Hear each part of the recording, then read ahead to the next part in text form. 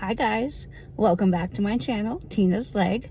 Today I am going to show you how I drive with an artificial leg and what learning to drive looked like for me when I was 16. I drive two-footed.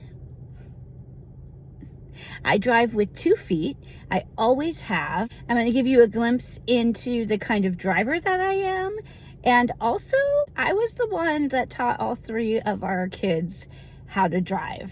My husband is a little too laid back and easygoing when it comes to driving.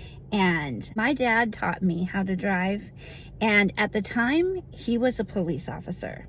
And not just a police officer, he was the driving instructor for the entire City of Mesa Police Department.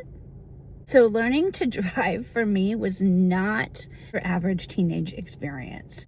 I not only had to pass driver's ed in high school, which was a requirement when I was in high school. Everybody took driver's ed.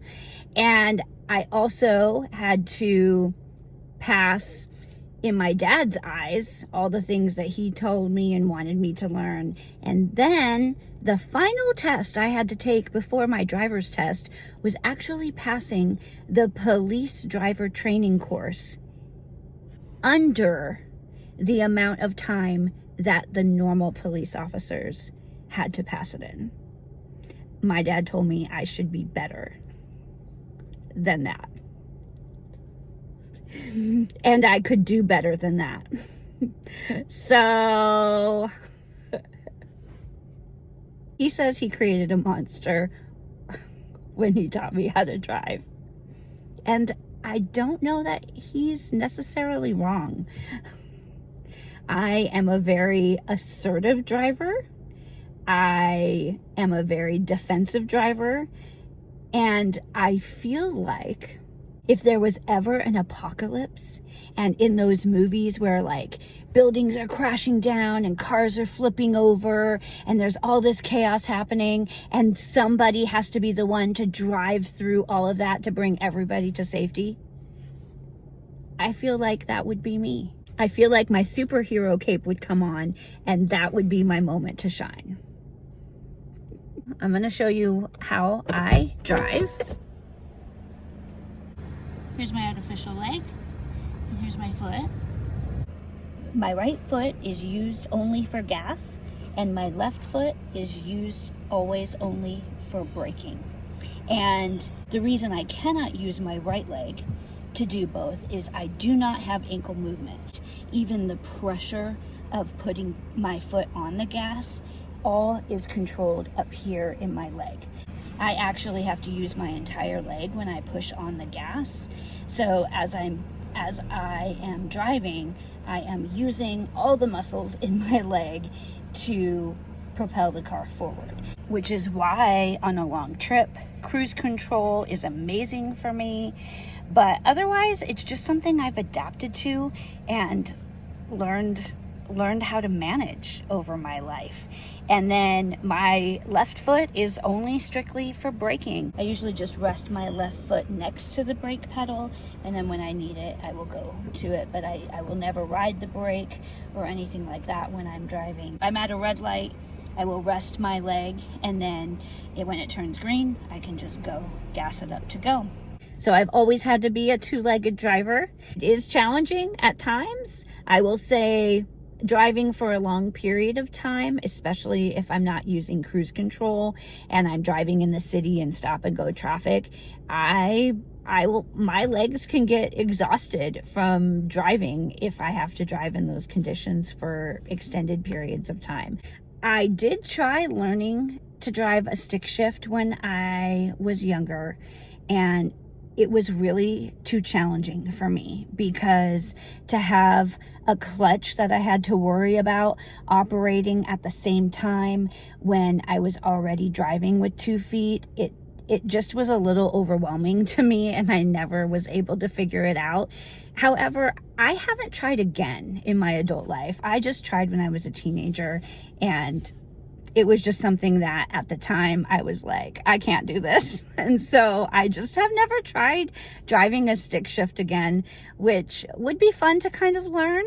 I'm sure I could figure it out and do it now, but I do love driving, and I would say that I am probably a better driver with only 1 foot than 90% of our population that have 2 feet. And that, I would say, is all attributed to my dad and how he forced me to really push myself and stretch my driving skills as a teenager to know how to fully operate a car and maybe push it to its limits.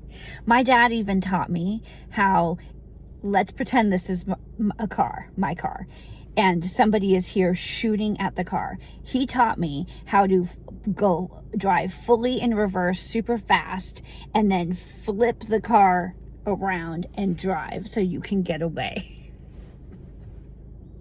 I had to repeat that at least 5 times before I did it correctly in order to pass his test on that. And the driver training course that they had was very similar to stuff you see in the movies or things like that. Like, they had people and things popping out at you on different sides as you're driving. There were obstacles in the road, and you had to weave in and out of cones, as well as avoid obstacles and do crazy turns. Then you had to do some areas going backwards while driving, and you also had to complete it all within a certain amount of time. So you start out on the course very slow, going through everything, so you're kind of learning the course, and then he would make me do it faster and faster and faster until I hit the right amount of time that I had to complete the course in. And even when I made it to that time, he wanted me to do it again to see if I could beat my own time. I am grateful. I am grateful that my dad was such a great driving instructor. He was such a great teacher. He probably did create a little bit of a driving monster when he created me. I also get very impatient with stupid drivers. I get very impatient with slow drivers, and very impatient with people who do really stupid things on the road.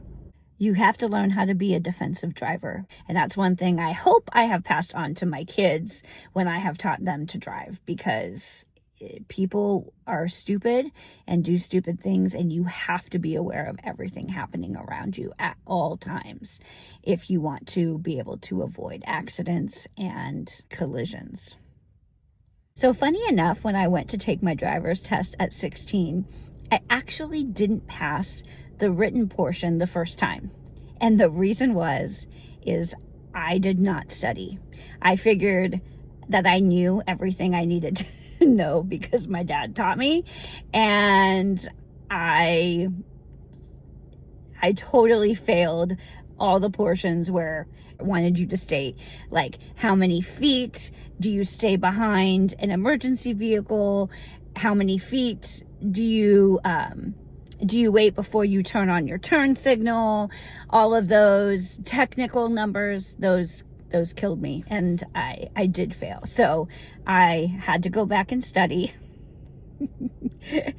And then when I took it the second time, I did pass.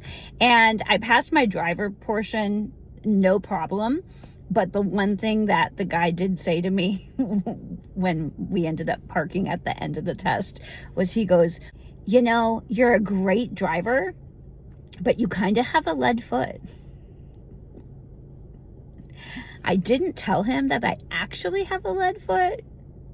I figured he might not give me my license if I did. So I have been pulled over for speeding before. The only tickets I've gotten in my life are actually for speeding. So the first ticket I got was photo radar, which was super lame. And then the second ticket I got for speeding, I was on a freeway going a little too fast, but my dad had just had open heart surgery and I was going to visit him. and I was speeding. But one of the questions that people have asked me over my lifetime is, have I ever told a police officer that I do have a lead foot? And the truth is no, I have never said that, because I feel like I wouldn't want them to think that I can't drive, or that because of my prosthesis, it truly affects my driving in some way. And so I've never joked about that to a cop before. I do have a lead foot, but I am a safe driver. I might be a fast driver, but I'm definitely a safe driver. I have never had an accident or been involved in an accident my entire life. And I am grateful for that. I would say the reason for that is my dad ingrained in me so many skills when driving that it is second nature for me to fully be aware of everything happening around me. I am constantly trying to anticipate the moves of drivers around me. I am paying attention to not only what's in the road or what's ahead of me, but I am paying attention to cars next to me, behind me, anything that is happening on the road around me. I am always aware of my surroundings at all times. And being the daughter of a cop, that is something that has been ingrained to me, not just in driving, but even being out in public. Like if I am walking in a parking lot, if I'm walking down a dark street, like all the things that my dad has told me over the year, like as a kid, was if you're walking down a dark street, you should actually walk in the middle of the road. If it's just a neighborhood road, it's actually safer to walk in the middle of the street than it is to walk along a dark sidewalk, because somebody could pull you into the bushes. So you should walk in the middle of the street where somebody would actually have to go out further into the public view and pull you away. If you're walking in a parking lot by yourself, I always have keys like pushed between my fingers. You always have something ready that you could use to defend yourself, and you are looking around always. If I am walking through a parking lot, I am always looking behind me. I am paying attention to who is around me. And if there's anybody or anything sketchy, I always walk faster or walk to where there are other people around and I am not alone. Just things that I grew up thinking was normal and that everybody knew. I have discovered that that is not the case. And so teaching my own kids how to drive and passing on some of those just basic life survival tips, if you will, to my kids has been fun. So thanks so much for coming along with me today and getting a glimpse into what it's like for me to drive with my artificial leg and how I've just had to adapt over the years and become a really good driver in spite of missing a foot. I hope that you enjoyed my content. If you do, please don't forget to like and subscribe down below. Please share my videos with friends or family or anybody that you think would enjoy my content. I really appreciate it, and I hope you have a wonderful week. Thanks so much for watching Tina's Leg, where every day is leg day.